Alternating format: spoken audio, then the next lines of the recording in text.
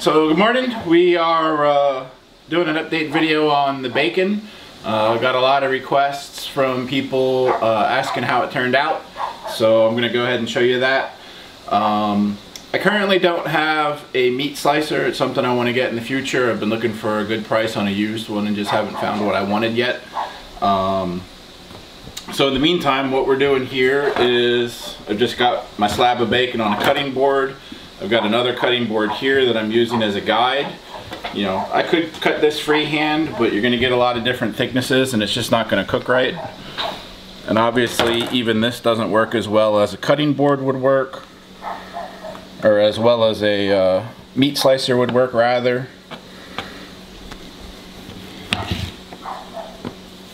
That didn't come off very well.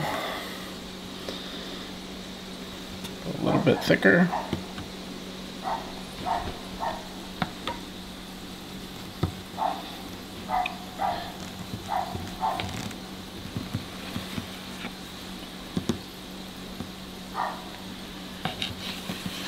So this is how I've been slicing the bacon.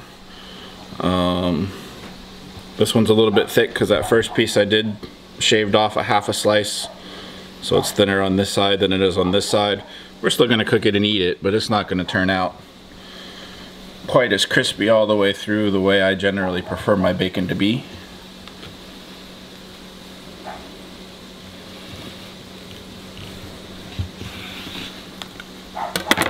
Piece turned out much better. Good looking bacon, nice and thin. Obviously not as good as you'd get on a meat slicer, but still pretty darn good.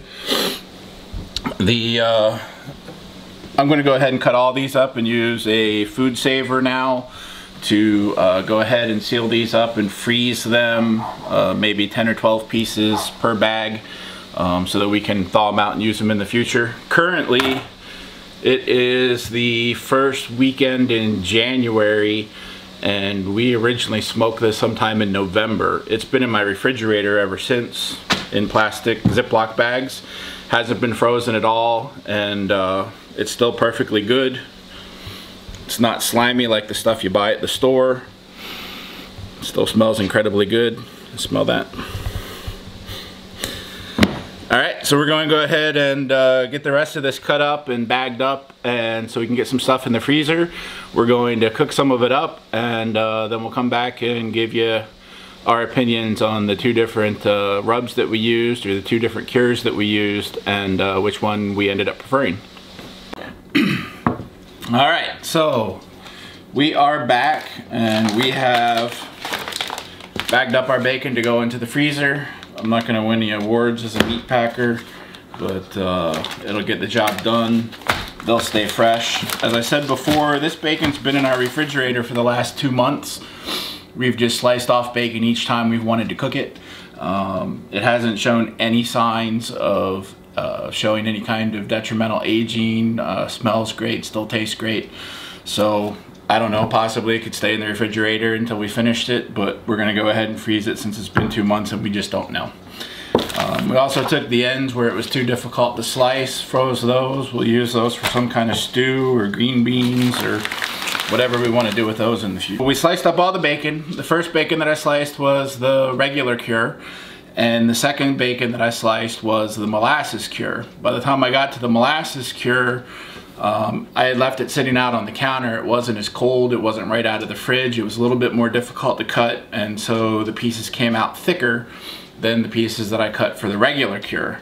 So what we ended up with the regular cure and the maple cure was George Costanza swimming in a cold lake over here, and this was the other.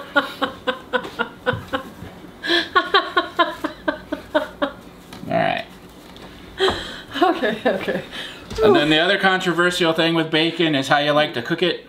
Personally, I like my neighbors to know when I'm eating bacon, so I want them to hear me crunching it over here in the house.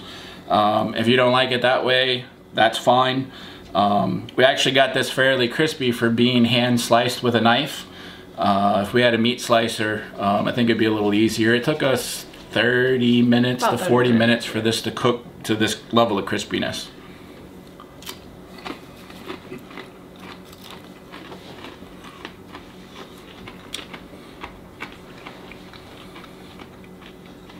So I'm eating the molasses cured here and talking with my mouth full. It's very good, I enjoy it, but it's just a little bit sweet for my personal preference. If you like it on the sweeter side, that's probably the cure for you. It is very tasty. And when I was slicing it, the molasses certainly smells the best of the two in its raw form. It just smells incredible. But to me, it's just a little sweeter than I want my bacon to be. See, I don't find the molasses to be sweet. Well, no, I don't want it to be sweet, but I guess you can get like that molasses flavor.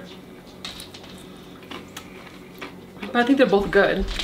I probably wouldn't have too much of the molasses at once, like a slice or two. Whereas when you like buy a package at the store, you can cook that bacon and you pretty much want to eat the whole package. I don't know if it's the salt, if it's the flavoring. I just wouldn't want to overindulge. I always overindulge on bacon, so even if it's not good, I want it. It's like pizza. Or bad tacos? Pizza is still pizza. Yeah, well, some bad tacos aren't very good, but even bad pizza is good pizza. So the dogs love them both. They don't care. They're down here going crazy dancing for it. Anyway, that is our review. So my parents were here for Christmas. Both of them preferred the basic, which was salt and brown sugar. And you can go back and see that in our previous video. We have all the details in there for that. And Megan's not here this weekend with us, but she also prefers the plain to the molasses. Again, I think the molasses is perfectly fine. I mean, I don't have a problem eating it at all, but... I don't know what's big about it. You know what? I also think that it's gotten better since we first made it. Like when we first made it, I really didn't prefer it. I mean, today it's not so bad.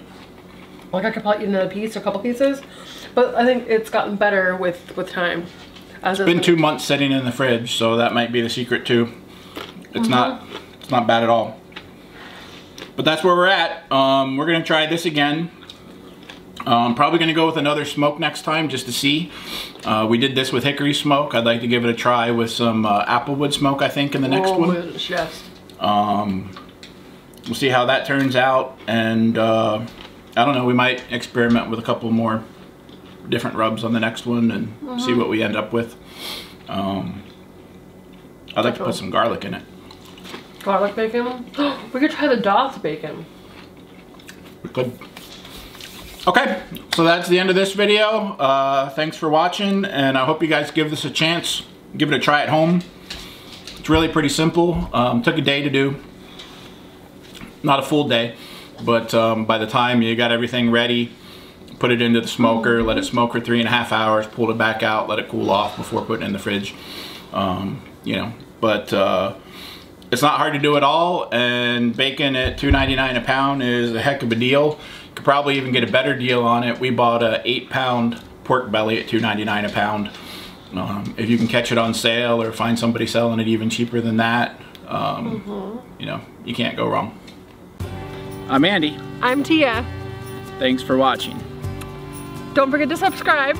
And hit the bell icon to subscribe so that you get notifications when we post new videos. And don't forget the thumbs up. Thanks. Thank you.